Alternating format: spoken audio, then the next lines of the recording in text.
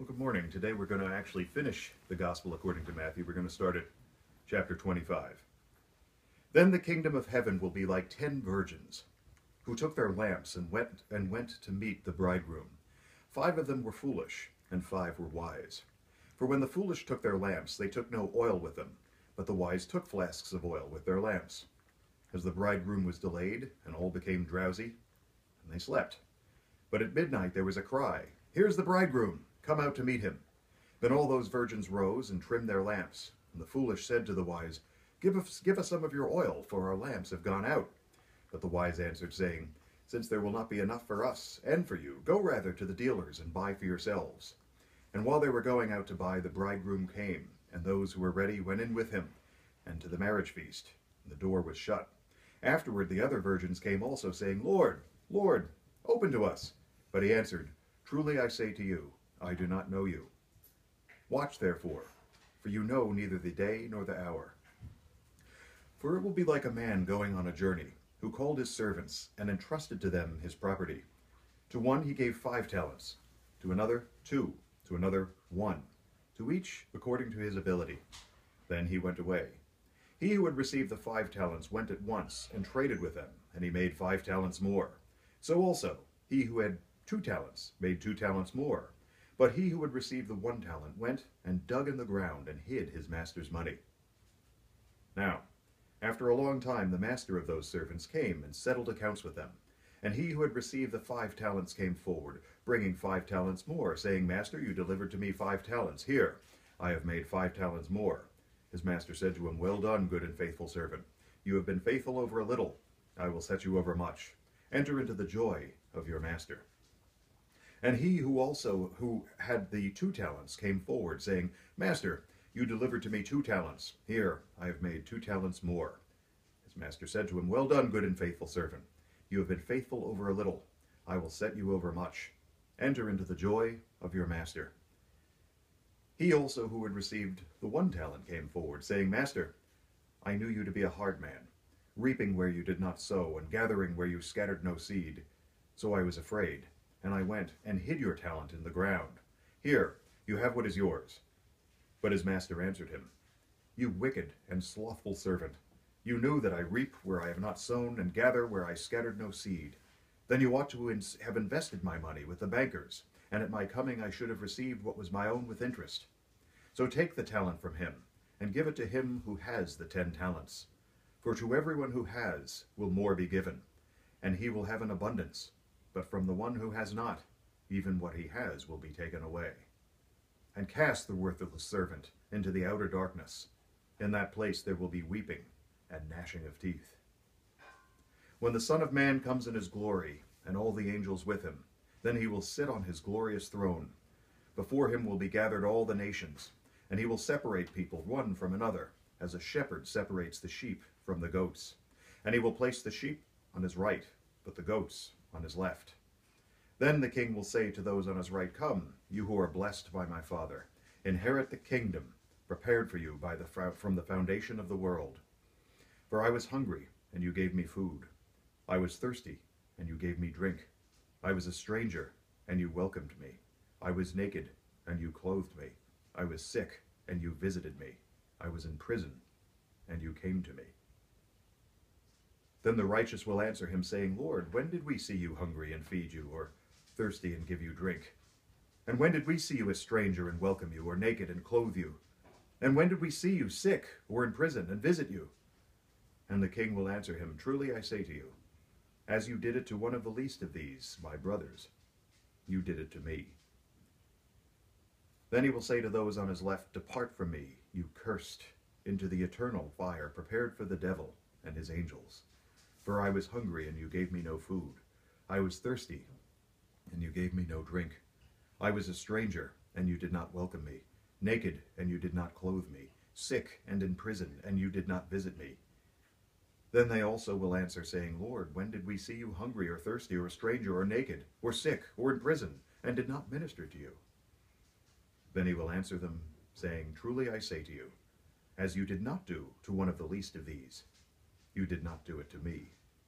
And these will go away into eternal punishment, but the righteous into eternal life. Chapter 26. When Jesus had finished all these sayings, he said to his disciples, "You know that after 2 days the Passover is coming, and the Son of Man will be delivered up to be crucified."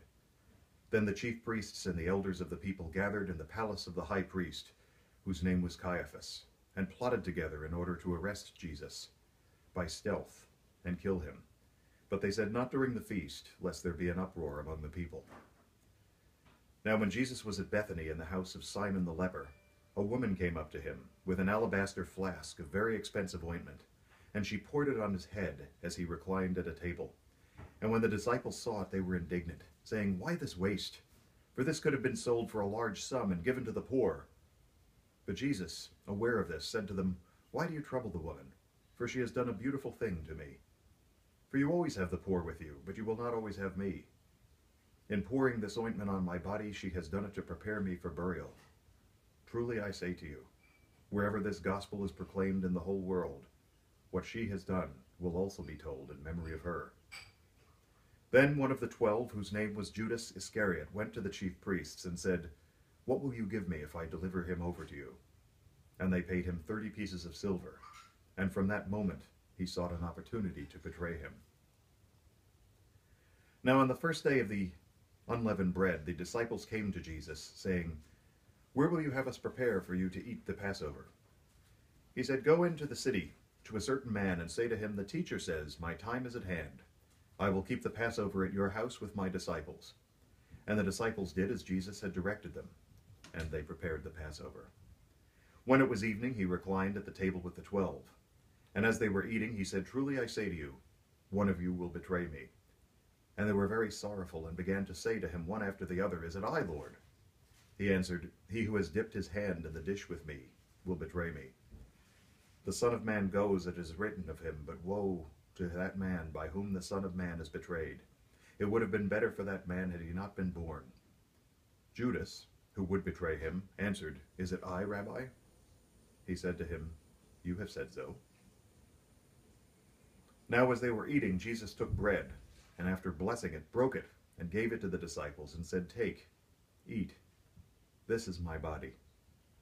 And he took a cup, and when he had given thanks, he gave it to them, saying, "Drink of it, all of you, for this is the blood of the covenant, which is poured out for many for the forgiveness of sins. I tell you, I will not drink again of this fruit of the vine until that day when I drink it new with you in my Father's kingdom." And when they had sung a hymn, they went out to the Mount of Olives. Then Jesus said to them, "You will all fall away because of me this night, for it is written, 'I will strike the shepherd, and the sheep of the flock will be scattered.' But after I am raised up, I will go before you to Galilee." Peter answered him, "Though they all fall away because of you, I will never fall away." Jesus said to him, "Truly I say to you, this very night before the rooster crows, you will deny me 3 times. Peter said to him, "Even if I must die with you, I will not deny you." And all the disciples said the same. Then Jesus went with them to a place called Gethsemane, and he said to his disciples, "Sit here while I go over there and pray." And taking with him Peter and the 2 sons of Zebedee, he began to be sorrowful and troubled. Then he said to them, "My soul is very sorrowful, even to death. Remain here and watch with me."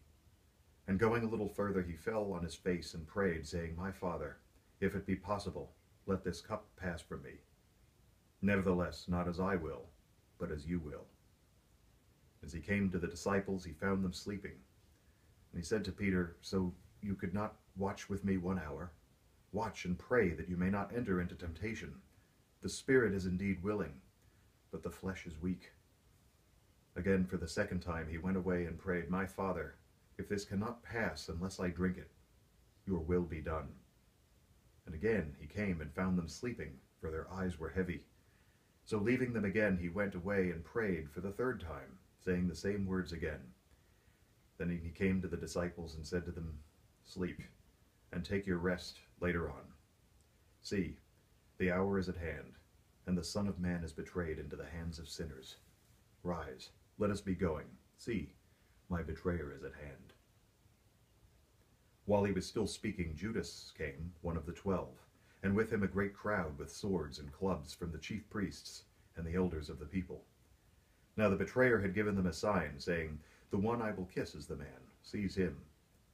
And he came up to Jesus at once and said, "Greetings, Rabbi," and he kissed him. Jesus said to him, "Friend, do what you came to do." And they came up and laid hands on Jesus and seized him. And behold, one of those who were with Jesus stretched out his hand and drew his sword and struck the servant of the high priest and cut off his ear. Then Jesus said to him, "Put your sword back into its place, for all who take the sword will perish by the sword. Do you think that I cannot appeal to my Father, and he will at once send me more than 12 legions of angels? But how then should the scriptures be fulfilled, that it must be so?" At that hour Jesus said to the crowds, "Have you come out as against a robber with swords and clubs to capture me? Day after day I sat in the temple teaching, and you did not seize me. But all this has taken place that the scriptures of the prophets might be fulfilled." Then all the disciples left him and fled. Then those who had seized Jesus led him to Caiaphas, the high priest, where the scribes and the elders had gathered. And Peter was following him at a distance, as far as the courtyard of the high priest. And going inside, he sat with the guards to see the end. Now the chief priests and the whole council were seeking false testimony against Jesus, that they might put him to death. But they found none, though many false witnesses came forward. At last 2 came forward and said, "This man said, I am able to destroy the temple of God and to rebuild it in 3 days. And the high priest stood up and said, "Have you no answer to make? What is this that these men testify against you?" But Jesus remained silent. And the high priest said to him, "I adjure you by the living God, tell us if you are the Christ, the Son of the living God." Jesus said to him, "You have said so. But I tell you, from now on you will see the Son of Man seated at the right hand of power and coming on the clouds of heaven." Then the high priest tore his robes and said, "He has uttered blasphemy. What further witnesses do we need? You have now heard this blasphemy. What is your judgment?" They answered, "He deserves death." Then they spit on his face and struck him, and some slapped him, saying, "Prophesy to us, you, Christ. Who is it that struck you?" Now Peter was sitting outside in the courtyard, and a servant girl came up to him and said, "You also were with Jesus the Galilean." But he denied it before all of them, saying, "I do not know what you mean."